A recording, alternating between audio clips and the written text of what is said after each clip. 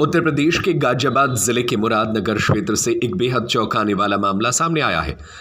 जीतपुर निवासी सतीश पर एक महिला ने गंभीर आरोप लगाए हैं। पीड़िता का कहना है कि वह सतीश के मकान में किराएदार थी और घरों में झाड़ू पोछा का काम भी करती थी। इसी दौरान सतीश ने शादी का झांसा देकर उसके साथ दुष्कर्म किया। महिला के अनुसार जब वह गर्भवती हो गई और उसने अपनी आप बीती सतीश को बताई तो दबाव में आकर सतीश ने एक मंदिर में उससे शादी कर ली। बाद में उसे पता चला कि सतीश पहले से शादीशुदा है।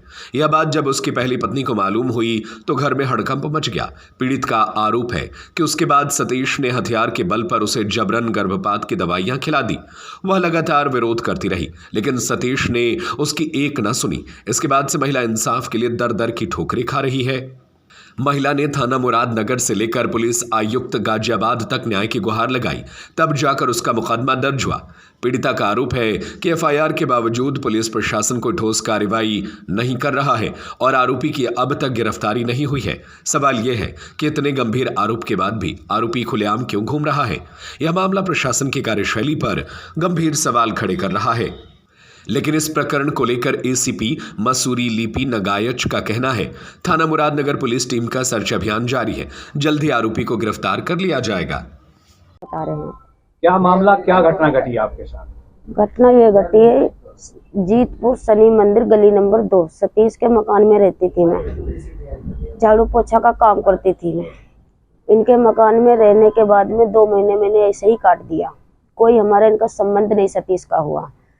और फिर उसके बाद में जब हमारा एक छोटा बच्चा लड़का अंशुल, हम दोनों रह रहे थे, एक दिन इन्होंने 12 बजे रात में आए हमारे पास। बोलो सुनीता किवाड़ा खोलो। मैंने किवाड़ा खोल दिया। मैंने कहा भाई साहब क्या हुआ? कहीं कुछ नहीं, अभी भी भाई साहब तू कहेगी मुझे। फिर उसके बाद में इनने मेरे से कहने लगे मेरा दिल तेरे पे आ रहा है।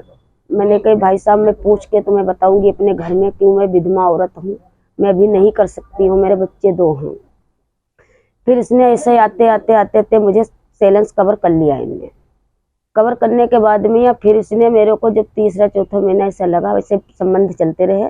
फिर उसके बाद 5वें महीने में जाते अपने आते रहे, सुख से जो कुछ अपना करते रहे। कोई हमारा इनका मियाँ कोई व्यवहार गलत नहीं आया इनमें। फिर उसके बाद मियाँ इनकी छठे महीना जो 7वें महीना लगा, तब इनकी घरवाली को थोड़ा से पता चला। कह लिए तुम किससे बात कर रहे हो? कह लगे दूर है, दूरी से बात करते हैं उससे, बस यही करना, थोड़ा हाल पता ले लेते हैं बाकी। और हमने कहा फिर ये हमारे पास आए। मैंने कहा तुम डायरेक्ट बता दो कि हम इसको कर रहे हैं, सुनीता के साथ शादी कर रहे हैं, तो अपनी घरवाली को तो जानकारी दे दो। इनने कह लगे अभी नहीं दूंगी। फिर इसने जाके मुझे यहाँ से सीधे जब हम थोड़ा प्राइवेट हो गए, फिर इसने जाके मुझे मंदिर में ले जाके शादी करी। शादी करने के बाद में फिर इनने पूरा अपना जैसे मियाँ बीबी रहते हैं ऐसे रहने लगे हम। लड़का हमारा बोला मम्मी ये कौन है? कह लगे मेरे पे आज से तो अंकल मत कहना, पापा कहना, ठीक। फिर इसने उसके बाद में थोड़ा से वो 315 कहते हैं तमंचा को, वो लेके आया। बोला ऐसा है सुनीता, हमारे 2 लड़के हैं, हमारी घरवाली भी है, और दवाई खा ले तो मैं ऐसे ही जो कुछ तुझे देना है वो दूंगी।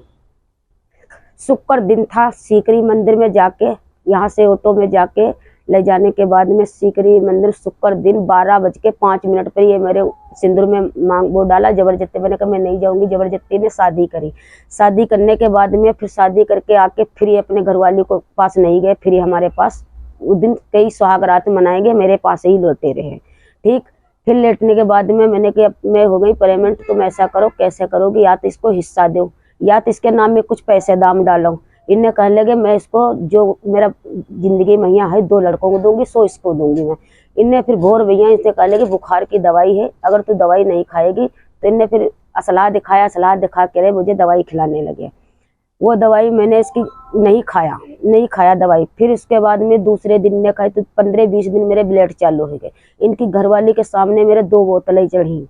बोतलें चढ़वाने के बाद भैया इनकी घरवाली राजकुमारी बोली तुमने ये सतीश क्या करा है, क्या तुमने इसकी औरत के वो करा है, इसको डॉक्टर को ले जाके मोदी नगर में, यहाँ बुध दिन था, उस दिन मुझे मोदी नगर ले गए। मोदी नगर में यहाँ वहाँ पे 2 बोतलें वहाँ चढ़ी। फिर उसके बाद इंजेक्शन लगाई, 2000 की दवाई बनी, वो खवाई। फिर उसके बाद में यहाँ नहीं बच्चा साफ हुआ, कोई ब्लड नहीं ब्लड चालू हो गए, बच्चा नहीं गिरा। फिर उसके बाद में यहाँ जब हमने मुकदमा ये लिखाया है फिर इसमें ये गंगा नहर पे वहाँ वो थाने में गई, फिर इनने मुकदमा मुझे झांसा देते रहे, झांसा देते देते फिर चौथे पचे मुकदमा लिखा मेरा।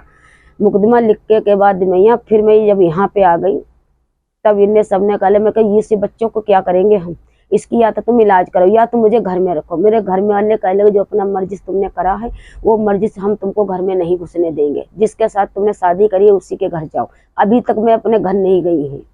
अब ये क्या कहता है सतीश? आप अब रखने की बात करता है, नहीं अब ये कह रहा है, सतीश कह रहा है कि हम नहीं तुझे रख सकते हैं, घर परिवार मेरी समाज में यहाँ इज्जत जा रही है। तो इज्जत समाज में जाती तो समाज सोचने से पहले तो सोच लेती मुझे क्यों करा था।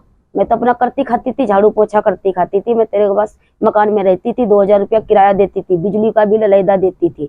जब तू हमारे पास लेट रहा बैठ रहा शादी कर, तुम्हें किस बात को देती किराया। बस तो शासन प्रशासन से क्या आप चाहती हैं? हम ये चाहते हैं कि हम पुलिस के पास जाते हैं, कोर्ट में जाते हैं, गाजियाबाद जाते हैं, जीसीबी के पास जाते हैं और थाने में जाते हैं, सबके पास गिरफ्तार नहीं करते हैं कि हमारी या तो हमें रखें और नहीं तो फिर मेरी जान अपनी हत्या करूंगी।